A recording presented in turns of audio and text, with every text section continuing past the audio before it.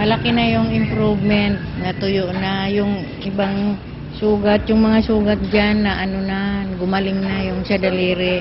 Malaki ang naitulong ng herbal. Kasi nung una, dapat puputulin ito sa ospital. Hindi ko pinaputol. May nagsabi sa amin na itong araw, herbal, magaling daw sa may diabetes. Kaya napunta kami rito. Nakakapagluto na ako. Doon, kaikot-ikot na ako sa bahay.